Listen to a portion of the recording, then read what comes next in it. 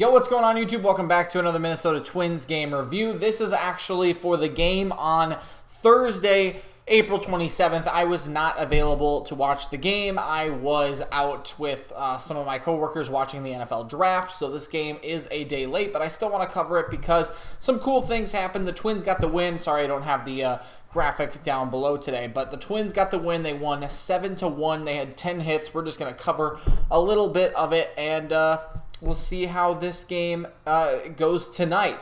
They are playing right now. If you're watching this, I know that kind of gets videoception, all that stuff. But anyway, the Twins get the win. That's what's most important.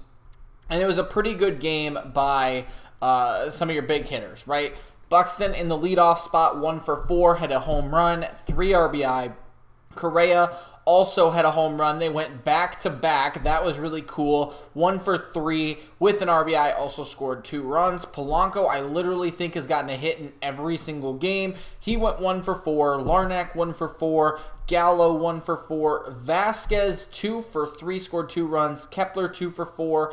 And Taylor, 1 for 3. Everyone except Miranda got a hit. That's awesome. Like, that is the offense that you want to see. Now, of course, they only, I don't want to say they only, scored 7 runs, but they only went 3 for 7 with runners in scoring position, which really isn't, bad. And, that's not what I'm trying to say here, but they only had 7 guys in scoring position, or 7 opportunities with runners in scoring position, I should say, which just tells you they didn't have a lot of guys on base at second base or third base. They got a single, they hit a home run. They executed exactly what they needed to do. This is not complaining, but it's just a little bit of a surprise. They only had 7 at-bats with runners in scoring position, even though they scored 7 runs. So that's my biggest, hey, just look at that kind of thing, because I love the home run. I love the home run. Buxton, his 5th of the season, 2 on, 2 out. That was impressive. And then Correa followed him up, his 3rd home run, both off of Greinke, who is 0 for 4 this year with a 6 ERA. He has really, really struggled. But that's what changed the game. Those back-to-back home runs changed the game for the Twins. And it was in the 4th inning where they were already up 3-0. They gave 1 run in the top of the 4th and then had all 4 of those runs in the bottom of the 4th. So just like I was saying, that tells you that the Twins did exactly what they needed to do. They got guys on base. They hit a home run. Perfect. But the 3-run home run helps, right? I don't know a lot of teams that will hit a 3-run home run in a game and lose. Just a little bit of a heads up there. But good for the Twins. That's what they needed to do. I'm glad that they did that. They only left 4 guys on base. So, yeah, they didn't have a ton of guys at second base all night long. They only left 4 guys on base. They had 10 hits. So, really, really great on that end. If you want to look at pitching, not the best thing you want to hear if you are the Twins. They pulled Tyler Mahle early, only went 4 innings. Only gave the 1 run. It was a home run, but struck out 6 still. That's pretty good. Didn't walk anybody. I mean, that's a pretty good start, but you just hope that Mahle's okay. It doesn't look like it's too concerning. They just pulled him to be cautious, but definitely something to keep an eye on. Hopefully, everything is okay. It says in the article that it's just inflammation, and they took him out to avoid a serious situation. So that's what's important, is that he is, at least right now, okay. It looks like it's a different issue from Maeda. So anyway, that allowed Brock Stewart to come into the game, and he has 47 games in his career.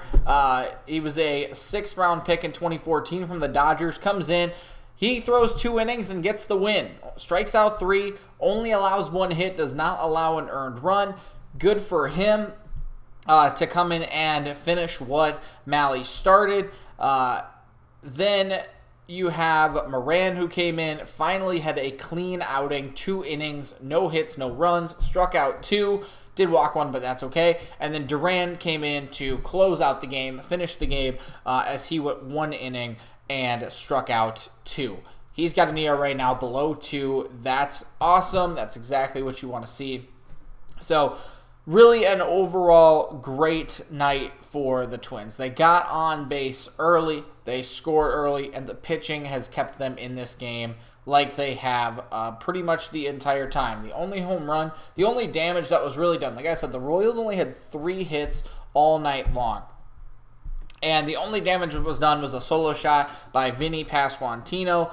I like that guy a lot. But, yeah, the real story, Buxton goes back-to-back with Correa, and lots of good stuff to be excited about. They kicked Greinke out of the game super early. This is the last thing I'll say. This will probably be a little shorter of a video just because it's a day old. But basically, they kicked Greinke out after 2 1/3 inning. They got 8 hits off of him, scored 7 earned runs. He struck out 3 and gave up the back-to-back home runs for Buxton and Correa. That's awesome. So really awesome, like awesome is the right word, but like really cool that the Twins got out front early. Yes, they gave up a couple, or just the loss against the Yankees, and this is a really nice bounce back that the Twins are now 15-11. They're still in first in the AL Central. The Royals are 6-20. They need to be beating up on these teams that are really, really bad. They got kicked in the can last week against the Nationals. So to bounce back against the Yankees, take the series win,